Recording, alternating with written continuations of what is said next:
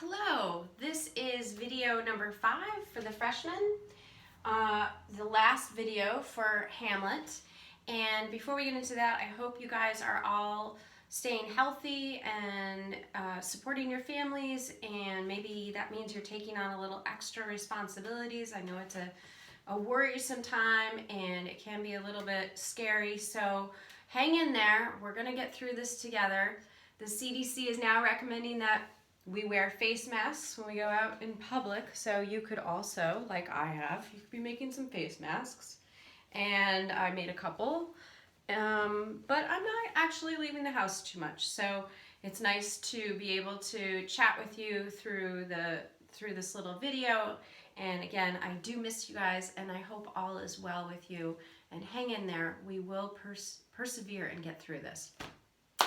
I have actually re-recorded this video a bunch of times, and I think what I need to do is not give you a brief rundown of the summary of Act 5, because that part has been taking me too much time.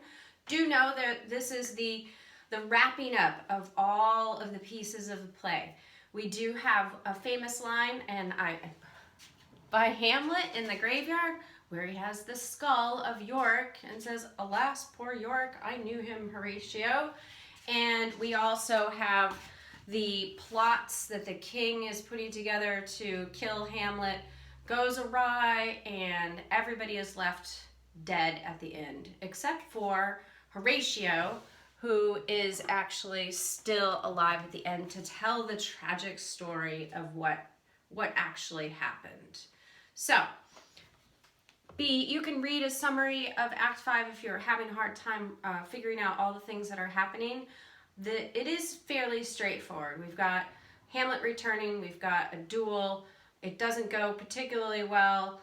Laertes and Hamlet and the king and the queen are all dead at the end. So, some things that I do want to talk about. Tragedy. In our modern time period, we might use the word tragedy in a bunch of different ways, and it's not the same as what literary tragedy would mean. A literary tragedy, or in the literature sense of the word, is related to the tragic hero. So we have to have a character who has some sort of tragic flaw, and normally they're a character who is pretty decent. So we're not talking about a villain who's unquestionably evil. We're not talking about that kind of character. We're talking about a protagonist who is not necessarily a bad person, but something inside of them, maybe it's even a good trait, kind of goes off the rails a bit. Watching a tragedy, as it would be intended, one might say, well, it's going to be a sad story. Like, why would we bother writing or watching these kinds of stories? And a tragedy in the earlier sense, it was often related to a religious tradition. It was considered solemn, although in Shakespearean tragedies we do have some lighthearted moments here and there. But at the end of a tragedy, the audience is the one who's supposed to be more reflective and have some sort of internal change as well. We can call this a catharsis. So when you have sort of an emotional moment and then maybe you cry or you sort of get it all out of your system, so to speak, that's the catharsis. And that's what the tragedy idea was supposed to do. So the tragic hero has some sort of a fall from grace. And this particular fall is supposed to evoke pity from the audience. We're supposed to feel kind of bad, but we can relate, and that becomes sort of the scary part, or it inspires maybe a little fear. If our own characteristics are unchecked, we might end up the same way as the hero. So for some types of early storytelling, this could be sort of a warning or a lesson. So don't let your desire for maybe good for your family now move into some sort of excessive greed. When we looked at Kino in The Pearl, we could sort of see that, yes, he wanted something good for his family, and then it spirals into another direction. The way I was always taught about this is this was called the tragic flaw of the hero. There's actually a specific term for that, which I was looking up things recently, and that was kind of fun. It's called hamartia, and that has different pronunciations depending on where you are in the world, but there's actually a term for this tragic flaw. So you might ask yourself, well, what is Hamlet's tragic flaw? It seems like, and according to a lot of different people and scholars, that Hamlet's reluctance to act as soon as he gets the information from the ghost might be his tragic flaw. On the other hand, he's trying to figure it out too, like is the ghost an evil spirit and tricking him, or is the ghost really a ghost of his father? So there are some things that we could think about as far as the tragic hero.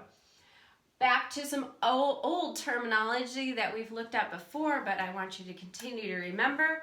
Dynamic versus static characters. Remember, a dynamic character is one who changes internally. So we could ask ourselves, does Hamlet do any changing from the beginning to the end? Is he a dynamic character? Well, he does go from inaction to action. So that is a type of change. Also, what's interesting about Hamlet, he does so much thinking that's philosophical and questioning. And that is not something that a static character would necessarily be displayed as doing. And then lastly, connections to modern era, which is always useful. There are lots and lots of references to Hamlet. You don't have to go far to find some. I did do a little bit of looking around. I'll put some interesting links, or interesting to me. Maybe they won't be to you, but I hope they will be. I will put some links in here and Google Classroom, but there are types of questions that persist in literature over many centuries, and it's because the human experience is something that we all are living through. So what is honor? What does it mean to be part of humanity, a man or a woman? And what is madness? Because we also have a lot of that's happening in this particular story. Even at the end, when Hamlet is getting ready to duel with Laertes, he does a particular apology to Laertes. He says, I am sorry if I have offended you. However, that was the madness and maybe not me. So again, we also can continue to wonder if Hamlet was really sane all the way through the play, or if he was starting to descend into a different sort of part of himself. So these are questions that we ask in many different time periods. So I've managed to keep this a little bit shorter than the last couple attempts.